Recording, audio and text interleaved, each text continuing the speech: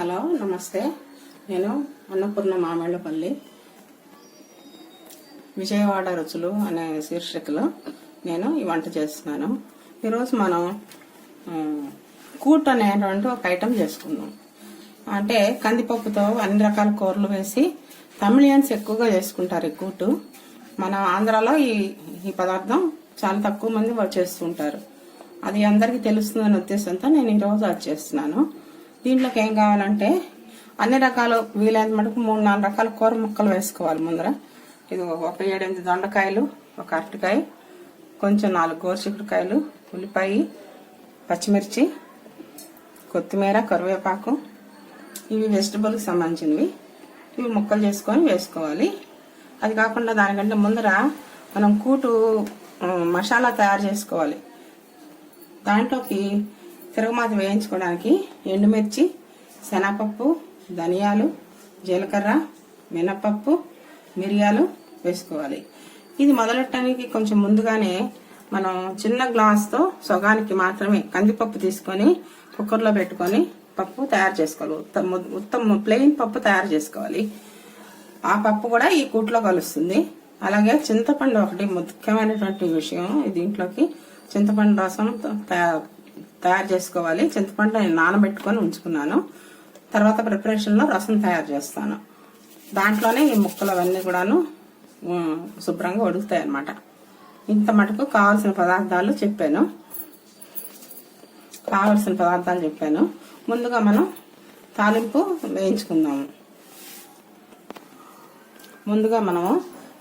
వేయించుకుందాము. దీంట్లో శనగపప్పు వేస్తాం కనుక కందిపప్పు కొంచెంగా వేసుకుంటే చాలు. కొంచెం కందిపప్పు ఉడకబెట్టుకునేది కొద్దిగా ఉడకబెట్టుకోండి. ఎందుకంటే శనగపప్పులో చిక్కదనం వస్తుంది కదా, కుటికి ఇది ప్రధానమైనటువంటి విషయం. శనగపప్పు, ధనియాలు,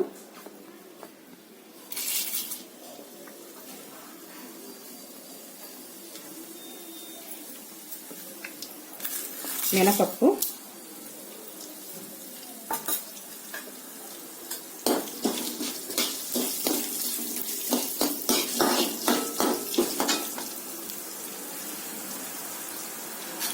మిరియాలు,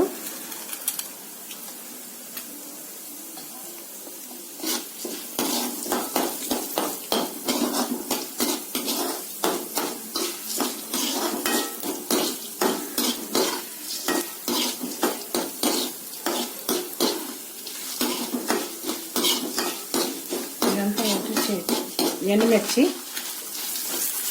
ఇవి వేసుకొని కూటు పొడి తయారు చేసుకుందాం. ఇప్పుడు మనం ఈ ఇందాక చూపించినటువంటి కూరలు ఉన్నాయి కదా, అవన్నీ కట్ చేసుకొని తీసుకోవాలి. అరటికాయ, గోరుచిక్కుడుకాయ, దొండకాయ, ఉల్లిపాయ ముక్కలు, పచ్చిమిరకాయ, ఇవి అన్నీ ఒక కళాయి పెట్టుకొని కళాయిలో కొంచెం నూనె వేసుకొని ఇవన్నీ ముందుగా కొంచెం వేయించాలి. ఆ వేయించినప్పుడు మూత పెట్టాలి. దాంతో ఆ లిడ్ వల్ల కొంచెం మెత్తపడతాయి. ఆ తర్వాత మళ్ళీ ప్రొసీజర్ మనం ఫాలో అవుదాం. ఇప్పుడు కళాయిలో నూనె వేసుకోండి.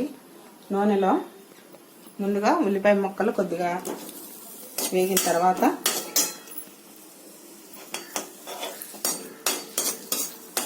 పచ్చిమిరపకాయలు యాడ్ చేయాలి.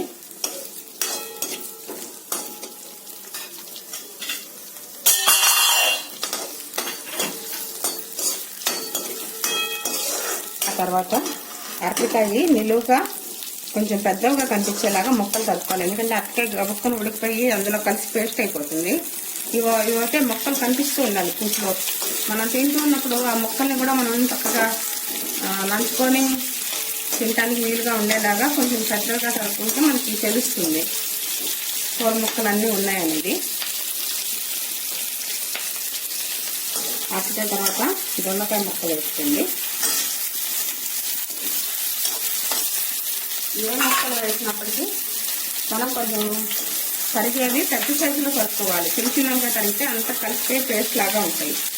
ఇప్పుడు గోరుచిక్కుడుకాయ ముక్కలు కూడా వేసాను. ఈ ముక్కలు వేసిన తర్వాత కొంచెం సేపు వేయించి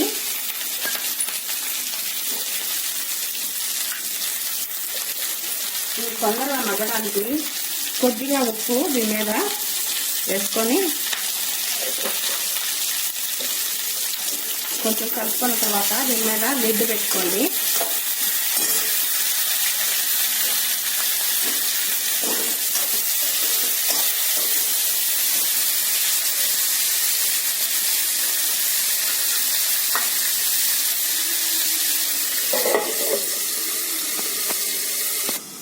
ఇదిగోండి కూర ముక్కలు అన్నీ వేసిన కళాయి మీద పెట్టిన లిడ్ తీసాను. ఇవి లైట్గా నచ్చబడ్డాయి, మగ్గాయి. మనం వేసిన నూనెకి చక్కగా మగ్గాయి. ఇప్పుడు ఇందులోకి మనము చింతపండు రసం కలుపుతాం, యాడ్ చేద్దాము. చింతపండు రసం సుమారుగా మనం ఒక 1/2 లీటరు తీసుకోవచ్చు. 1/2 లీటర్ నీళ్ళల్లో ఒక నిమ్మకాయ అంత చింతపండు నానబెట్టి ఆ చింతపండుని రసంలాగా ఒక 1/2 లీటర్ నీళ్ళల్లో వేసినటువంటి గుజ్జుని పిసికి తీసుకొని ఈ ముక్కల్లోకి వేసేయాలి. ఈ ముక్కలు ఈ చింతపండులో చక్కగా మునిగి ఉడుకుతాయి.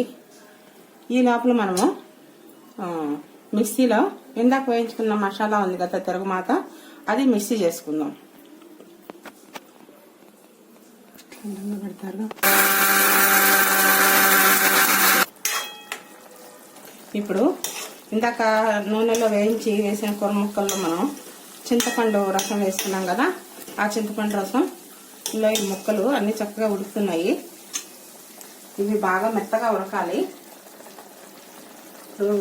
ఇందాక వాటిల్లో ముక్కలకు మాత్రమే ఉప్పు వేసుకున్నాం. ఇప్పుడు మొత్తం కూటుకు సరిపడాగా ఏకంగా ఉప్పు మొత్తం వేసేసుకుందాం.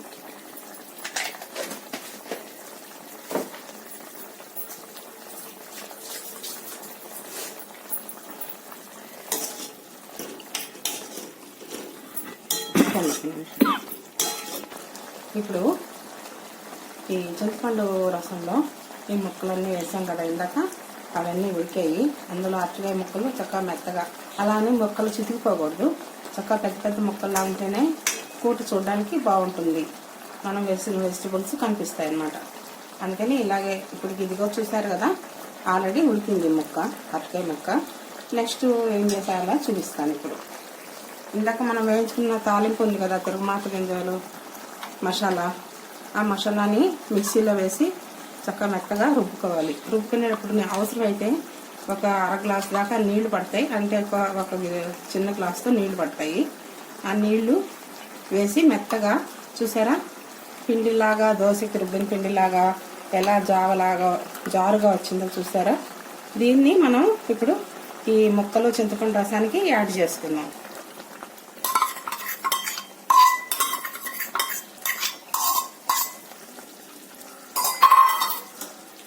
ఈ మసాలా, చింతపండు గుజ్జు అన్నీ కూడా ముక్కలు అన్నీ కలిసిపోయేలాగా కొంచెం కలపాలి. కలిపిన తర్వాత ఇది జస్ట్ చిన్న పొంగులాగా వస్తుంది. స్టవ్ మీద అదిగో చూసారా ఉడుకుతున్నట్టుగా వస్తుంది. ఈ పాళంగా ఉండగానే మనము ఉడకబెట్టి పెట్టుకున్న కందిపప్పు ఉంది కదా ఇందాకది, ఆ కందిపప్పును కూడా ఈ కూటుకి మనం యాడ్ చేసుకున్నాం. కావాల్సినంతనే వేసుకోవచ్చు. ఎక్కువ కందిపప్పు కంటే మిగిలినవే ఎక్కువగా కనిపించాలి మనకి.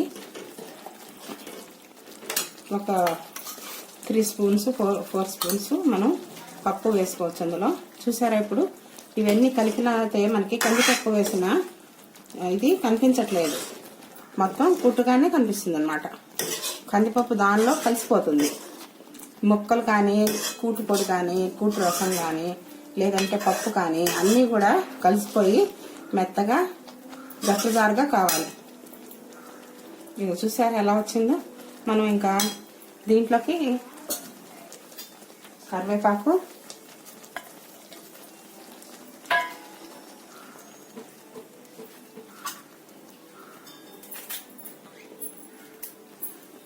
కొత్తిమీర,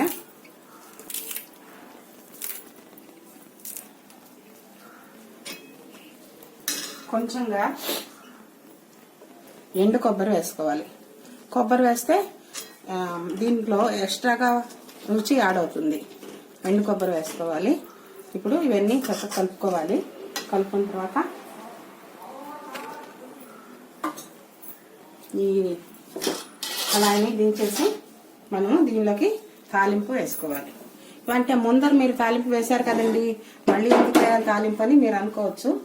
కానీ అది ముందు వేసింది కూటుకి పొడి, కూటు పొడి తయారు చేయడానికి మనం ముందు తాలింపు వేసాం. కానీ మనకి ఐటమ్ అంతా రెసిపీ తయారైపోయిన తర్వాత దాంట్లోకి పైన మనం తాలింపు అనేది వేసుకోవాలి. వేసుకుంటేనే మంచి ఫ్లేవర్ వస్తుంది.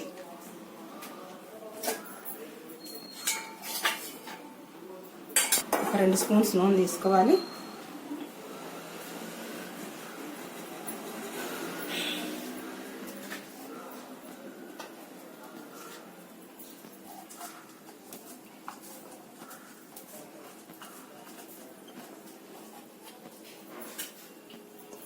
అందులోకి ఆవాలు,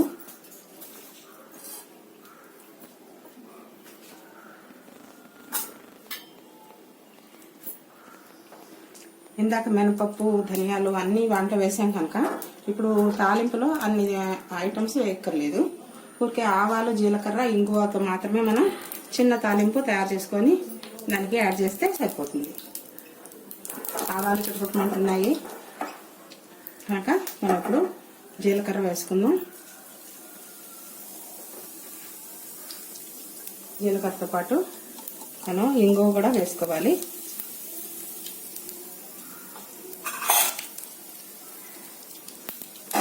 ఈ వేయించినటువంటి తాలింపుని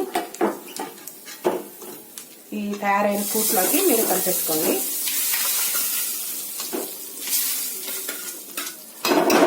ఇప్పుడు ఈ కూటుని మనం ఒక బౌల్లోకి తీసుకుందాం.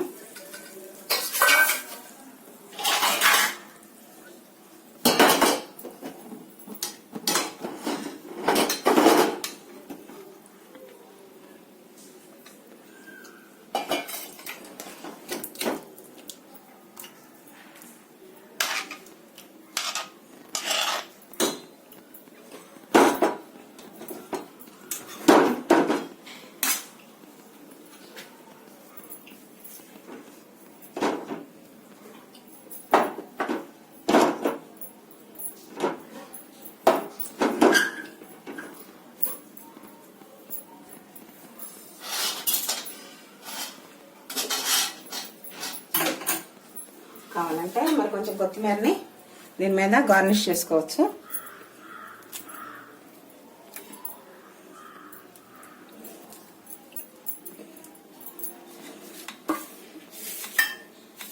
కొంచెంగా కొబ్బరిని కూడా గార్నిష్ చేసుకోవచ్చు.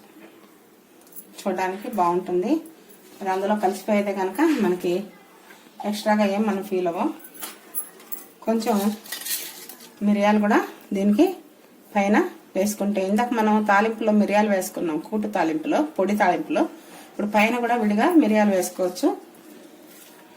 దీంతో అరటికాయ, దొండకాయ, గోరుచిక్కుడుకాయ, ఉల్లిపాయ కలిపినటువంటి మొత్తం కూటు అనే ఒక పప్పు అనుకోవచ్చు. దీన్ని కొంచెం సాంబార్ ఫ్లేవర్ లో ఉంటుంది కనుక సాంబార్ లాగా ఉంటుంది. కానీ సాంబార్ కాదు, పప్పు కాదు, దీనిపై కూటు చాలా టేస్టీగా ఉంటుంది. ఇది మీరు తయారు చేసుకోండి, తొందరగానే అయిపోతుంది చేసుకోవడం.